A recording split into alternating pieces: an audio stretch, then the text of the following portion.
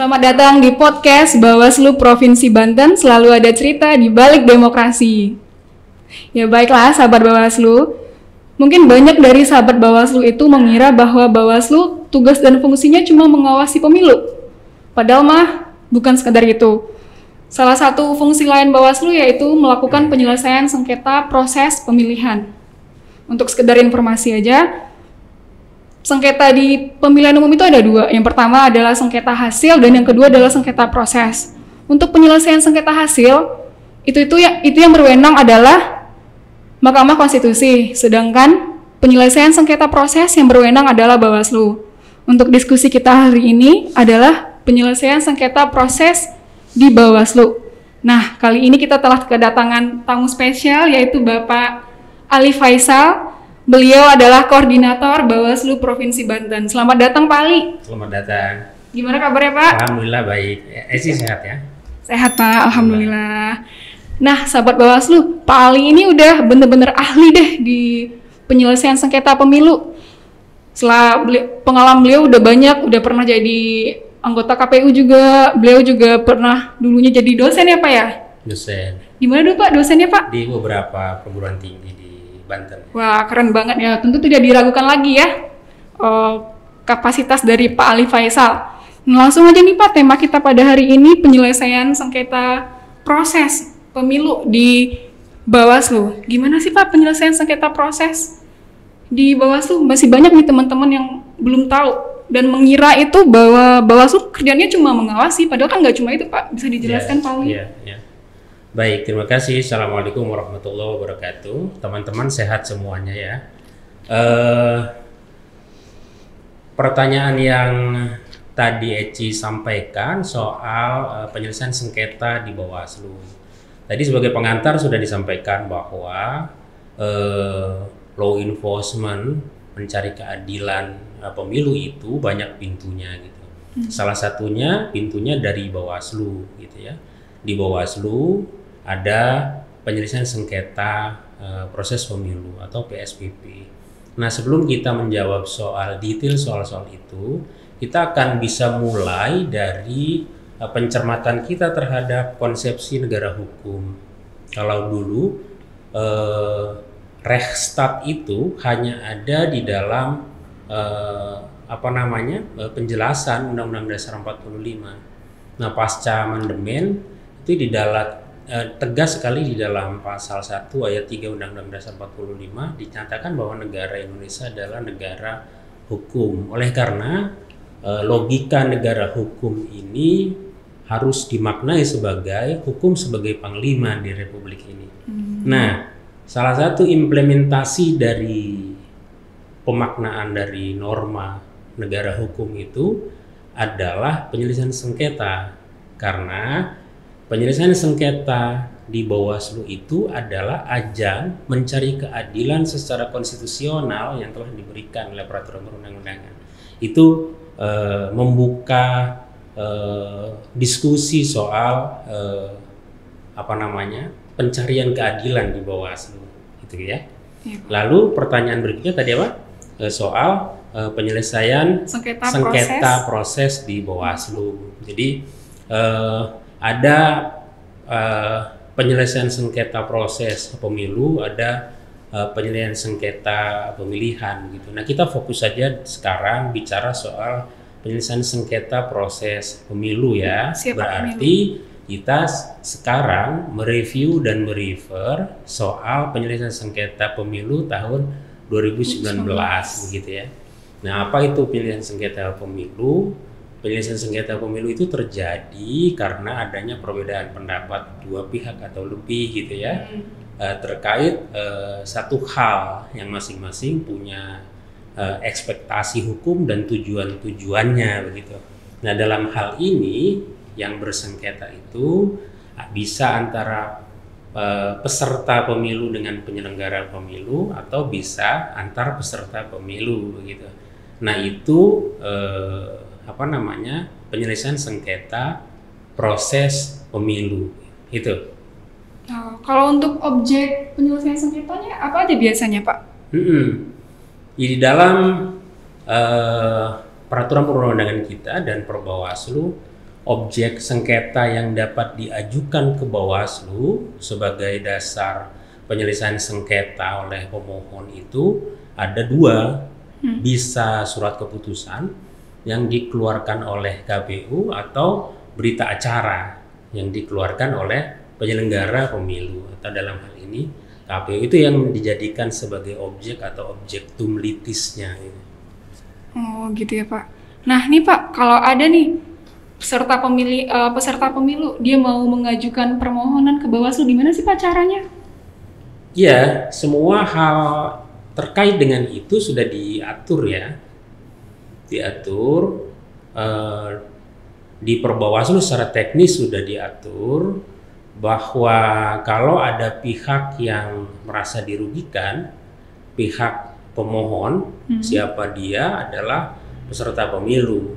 Peserta pemilu itu ada partai politik, ya, ada bakal calon partai politik, kemudian bakal calon anggota DPD, bakal calon presiden dan wakil presiden, begitu ya.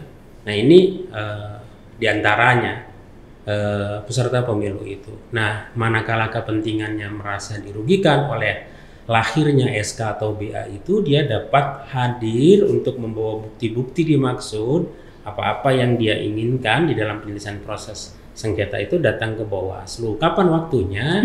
Itu 3 hari sejak KPU mengumumkan SK atau BA itu.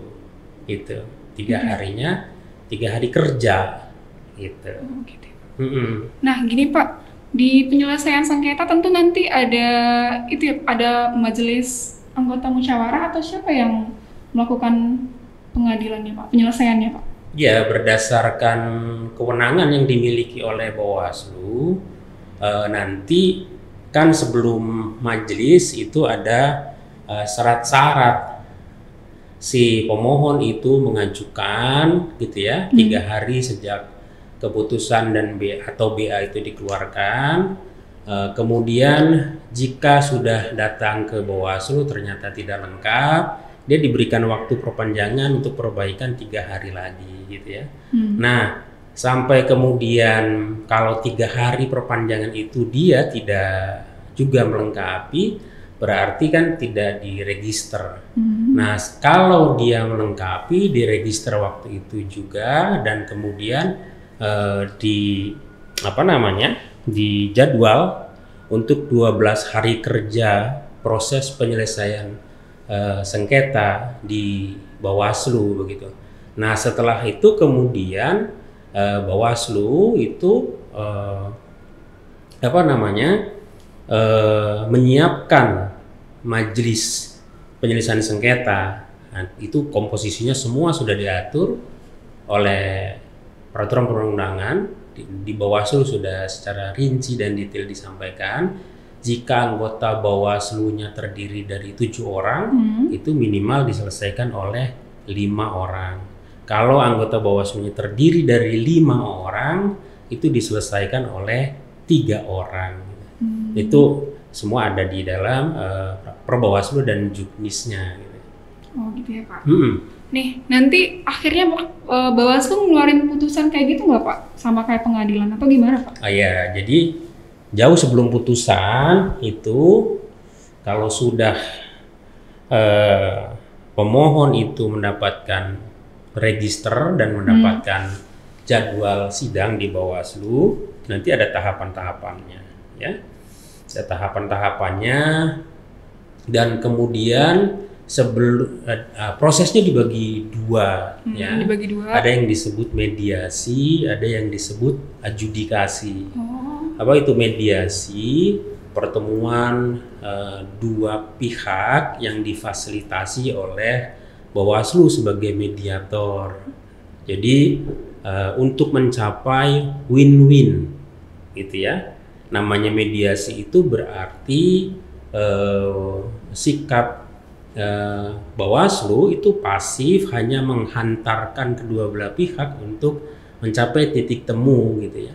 Dan jika nanti para pihak itu sudah mencapai kesepakatan yang tidak dilarang oleh peraturan perundang-undangan, nanti dibuatkan BA dan kemudian dibuatkan keputusan telah tercapainya kesepakatan mediasi. Waktunya kapan? Ada disediakan waktu 3 hari oleh peraturan, ya. Di waktu 3 hari ini nanti Bawaslu punya peranan untuk tadi menghantarkan, ya, hanya memfasilitasi, tidak terlalu ikut campur karena sifatnya sangat pasif, mempertemukan dua pihak itu, gitu. Nah, itu kalau sepakat.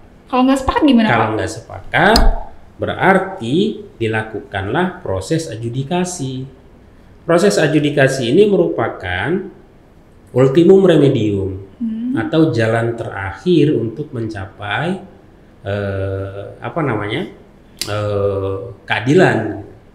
Kalau tidak tercapai di mediasi, maka adjudikasi. Udah di adjudikasi itu diproses, ya, permohonan pemohon, jawaban termohon, pembuktian, semuanya terus sampai tadi pertanyaannya Bawaslu kemudian mengeluarkan putusan, gitu ya.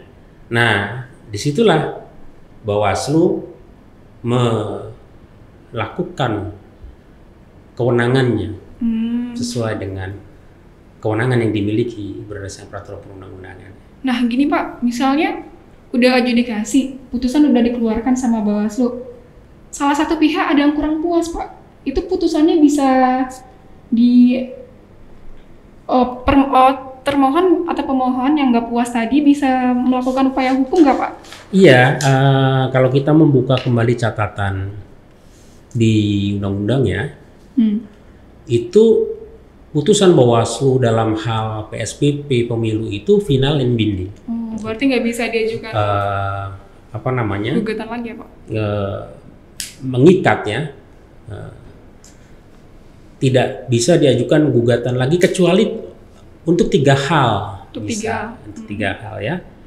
Pertama adalah verifikasi partai politik. Yang kedua itu penetapan daftar calon tetap. Ya, daftar calon tetap, ya, di legislatif baik DPR atau DPD. Yang ketiga, ya, ini pengecualian, ya. Yang ketiga adalah penetapan pasangan calon presiden dan wakil presiden. Di luar itu berarti udah final. Di luar itu final dan binding, terakhir dan mengikat. Nah, ini kemana bandingnya pemohon yang 3 tadi pengecualian itu, ya, itu di Pengadilan Tata Usaha Negara, gitu, PT UN. Nah, Pak, Bapak ini kan udah lama jadi koordinator divisi penyelesaian sengketa Bawaslu Provinsi Banten. Udah berapa lama, Pak? Ya, sejak di Bawaslu saja, ya, di Bawaslu waktu 7 orang, ya, saya diamanati untuk memegang koordinator divisi penyelesaian sengketa di Bawaslu Provinsi Banten. Nah, untuk penyelesaian sengketa di Bawaslu Provinsi Banten gimana, Pak? Atau Bapak ada pengalaman yang unik? Atau sejauh ini udah berapa penyelesaian sengketa yang diproses oleh Bawaslu Provinsi Banten? Bisa bagi-bagi pengalamannya, Pak, untuk sahabat Bawaslu? Ya. Pengalaman penyelesaian proses sengketa pemilu di pemilu 2019 itu di Bawaslu, ya, sedikitnya ada 9 permohonan yang masuk dan diregister, ya, baik oleh partai politik dan calon anggota DPD waktu itu, ya, dan salah satunya juga ada dari calon mantan narapidana korupsi, gitu, ya. Nah, alhasil semuanya itu bisa diproses dengan cara mediasi di Bawaslu. Nggak sampai ke adjudikasi, ya, Pak? Nggak sampai ke adjudikasi kecuali 1. Ada itu 1 mantan narapidana, gitu, ya. Dan itu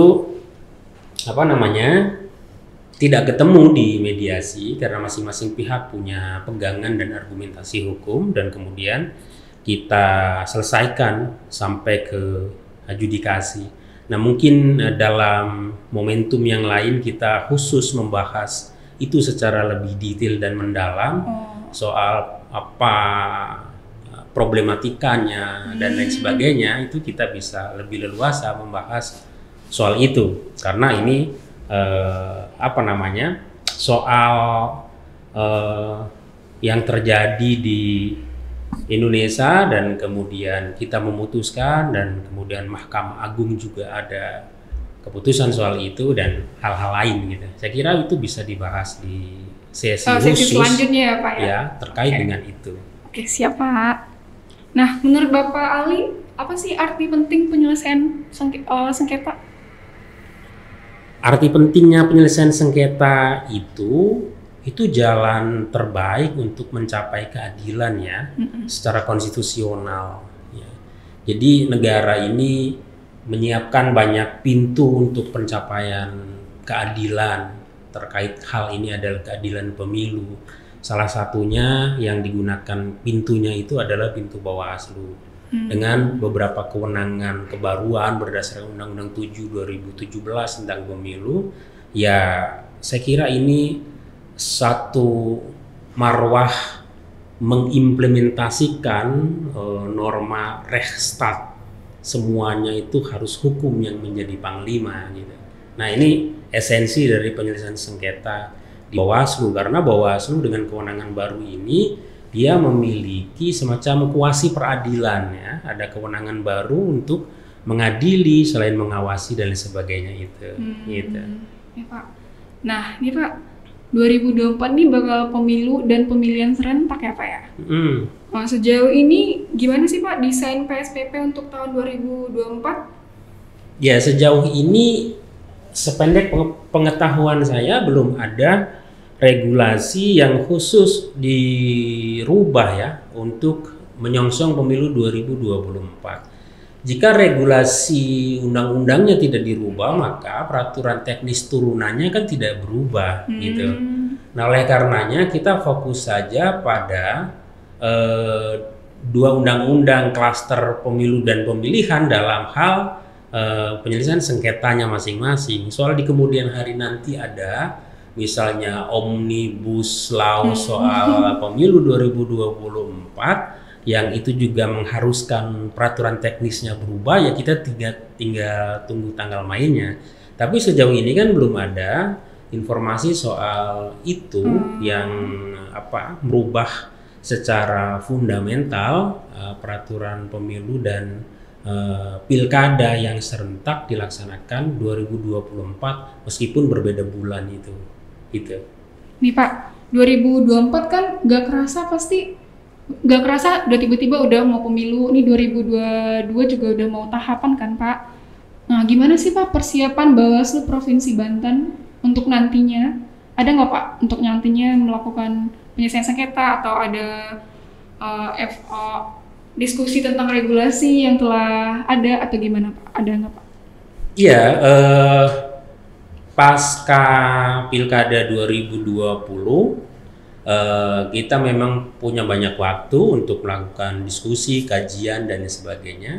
Di Bawaslu Banten misalnya, Divisi Penyelesaian Sengketa itu rutin melaksanakan satu kajian per Bawaslu mengenai penyelesaian tata cara penyelesaian sengketa yang dilakukan setiap hari Rabu.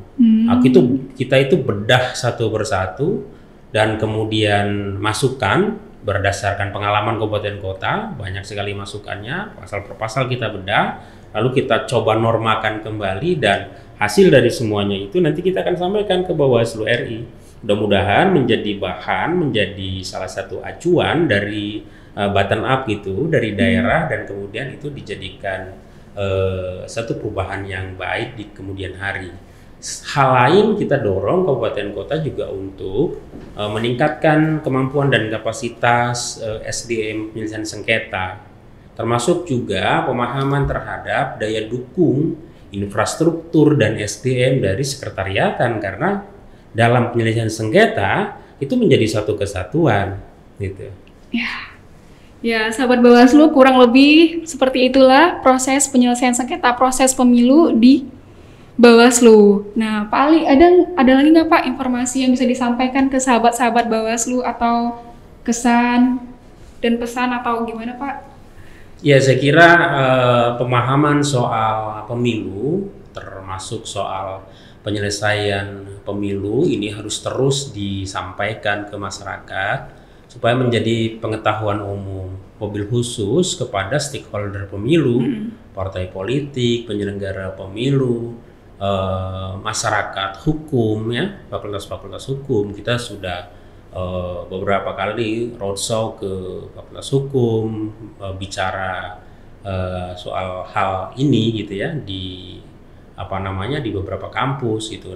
Tujuannya untuk memasyarakatkan hal ini menjadi pengetahuan umum, karena ini juga hal yang tidak kalah penting untuk disampaikan ke publik, karena ini terkait dengan pencapaian keadilan masyarakat gitu untuk dilayani secara hukum. Saya kira itu ya. Terima kasih Pak Ali udah mau berbagi informasi dan pengalaman di podcast Bawaslu Provinsi Banten. Sama-sama, makasih. Ya, semoga ini dapat menambah pengetahuan sahabat Bawaslu dan sahabat Bawaslu bisa tahu kalau Bawaslu itu nggak cuma mengawasi pemilu tapi juga melakukan penyelesaian sengketa proses. Demikianlah untuk hari ini podcast Bawaslu Banten, selalu ada cerita di balik demokrasi. Saya Resi Puspitasari pamit undur diri dan Ali Faisal. Ya, kami pamit undur diri ya. Assalamualaikum warahmatullahi wabarakatuh. Waalaikumsalam warahmatullahi wabarakatuh.